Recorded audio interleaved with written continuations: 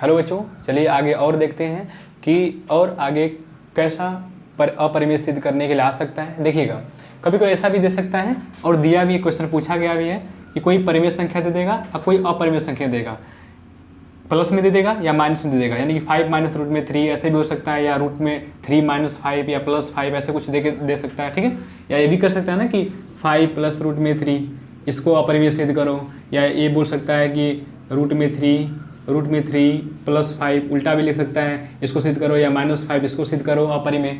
तो उसको कैसे सिद्ध करेंगे, यहाँ पे 2 स्टेप लिखे गए हैं। इन दो जब ये आ जाएगा ना, समझिएगा ना कि आपका भाग्य सही है। बहुत आसान है, कुछ नहीं करना है, बहुत सिंपल है, इसको देखना। ठीक है, करते क्या है, हर बार की तरह क्या मानेंगे स्टेप 1 में कि माना जो संख्या लिखी रहेगी, माना कि 5 माइनस रूट में 3 एक अपरिमेय संख्या, यहाँ पे ये दिया है तो यही मान लेंगे। ठीक, स्टेप 1 देखिए, सिंपल सी बात है, क्या मान लेंगे, हर बार की तरह क्या मान लेंगे कि 5 माइनस रूट में 3 एक क्या है, परिमेय संख्या। अपरिमेय सिद्ध करना है तो परिमेय मान लेंगे। मान लिए परिमेय संख्या कि माना क्या है, परिमेय संख्या है। ठीक, परिमेय संख्या मान ली। ठीक, अगर परिमेय संख्या है तो किसी में लिख सकते हैं p/q के फॉर्म में। तो 5 माइनस रूट में 3 इक्वल टू क्या, p/q। अगर यहाँ पे 5 प्लस रूट में 3 रहता तभी वैसे ही करते हैं। और आगे क्या लिखेंगे, जहाँ p और q क्या है, पूर्णांक है। सबसे देखने वाली बात यहाँ से क्या है, एक ही स्टेप है, यही करना है। उसके बाद ये चीज़ जो लिखे हैं वो लिख लेना है। क्या करना है, यहाँ पे अगर भाई देखो रूट में 3 लिखा है, रूट में 2 लिखा है, रूट में 5 लिखा है, कुछ भी लिखा हो ना, सोचिए कि उसको एक तरफ कर लीजिए। कैसे भी एक तरफ करें। जैसे मान लेते हैं माइनस रूट में 3 है, एक तरफ कर लिए। अब इसको माइनस रूट में 3 एक तरफ कर लिए तो 5 क्या हो जाएगा, इधर चला आएगा। p माइनस क्यू पहले से है, अब 5 प्लस में इधर आएगा तो -5 हो जाएगा। हो गया कि नहीं हो गया। ठीक, अगर यहाँ पे 2 रहता है ना, अगर मान लीजिए प्लस रहता तो यहाँ पे बस रूट 3 रह जाता ना। ठीक है, और जो मतलब कि कहने का मतलब ये है कि अगर रूट 3 है, रूट 5 है, रूट 3 एक तरफ कर देना है। अब बाकी सब एक तरफ, इधर प्लस होगा, इधर माइनस हो जाएगा, माइनस होगा, प्लस होगा। प्लस 5 था तो इसमें आके घटाना पड़ेगा क्योंकि माइनस हो जाएगा। ठीक, अब एक चीज़ लिख देना है, स्टेप ये काम हो गया था। अब दूसरा स्टेप में क्या लिख देना है, इसको याद कर लीजिए। क्या लिख देना है, देखिएगा, हम बताए थे पिछले वीडियो में कि किसी भी परिमेय संख्या में कोई परिमेय संख्या जोड़ते हैं या घटाते हैं तो एक क्या कैसी संख्या प्राप्त होती है, परिमेय संख्या प्राप्त होती है। देख रहे हैं, ये तो परिमेय संख्या है। और 5 भी क्या होती है, एक परिमेय संख्या होती है कि नहीं होती है। p/q में लिख सकते हैं कि नहीं लिख सकते हैं, लिख सकते हैं, परिमेय संख्या है। तो घट रहा है कि नहीं घट रहा है, तो वही लिखेंगे, किसी परिमेय संख्या में कोई परिमेय संख्या जोड़ते हैं या घटाते हैं। अगर मान लेते हैं यहाँ पे घटाना आ गया तो एक ही बात, दोनों ये लिख देंगे ना, हो जाएगा ना। क्या, किसी परिमेय संख्या में कोई परिमेय संख्या जोड़ते हैं या घटाते हैं तो एक परिमेय संख्या प्राप्त होती है। इसलिए कौन परिमेय संख्या, अब इसको घटाएंगे, परिमेय संख्या में परिमेय संख्या घटाएंगे तो एक परिमेय संख्या प्राप्त होगी। लिख देंगे क्या, p/q -5 एक परिमेय संख्या है। ठीक बात है, हो गया, घटाएंगे तो परिमेय संख्या प्राप्त होगी। लेकिन क्या, फिर क्या लिखना है, लेकिन हम जानते हैं कि रूट में 3 एक अपरिमेय संख्या है। पहले से जान चुके हैं, जो रूट में 3 लिखा है एक अपरिमेय संख्या है। दोनों क्या दिया है, बराबर दिया है। बराबर देने का मतलब है कि जैसे मान लें कि 2 बराबर 2 लिखा है तो तभी तो है, जो दोनों बराबर होंगे तभी तो लिखा है। तो क्या लिखेंगे, रूट में 3 एक अपरिमेय संख्या है जो इसका बराबर इसके बराबर नहीं हो सकती, विरोध करती है। क्या, जो इसके बराबर थोड़े हो सकती है, क्योंकि ये तो परिमेय हो गया या परिमेय हो गया, तो बराबर तो हो नहीं सकती। ठीक, जो इसका विरोध करेगी तो ऐसे लिख देंगे क्या, इसलिए 5 माइनस रूट में 3 एक अपरिमेय संख्या है। बहुत सिंपल है, बहुत सिंपल।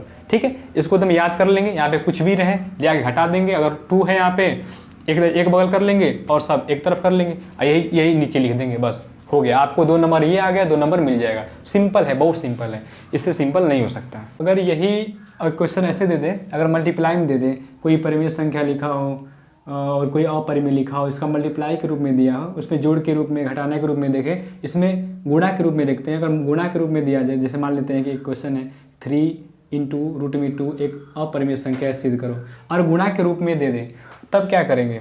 ठीक है, तो क्या करेंगे, हर बार की तरह स्टेप 1 है, क्या मान लेंगे कि ये एक परिमेय संख्या है। ठीक है, अगर परिमेय संख्या है तब क्या कर सकते हैं, इसको कैसे लिख सकते हैं कि रूट में 3 × रूट में 2 इक्वल टू p/q।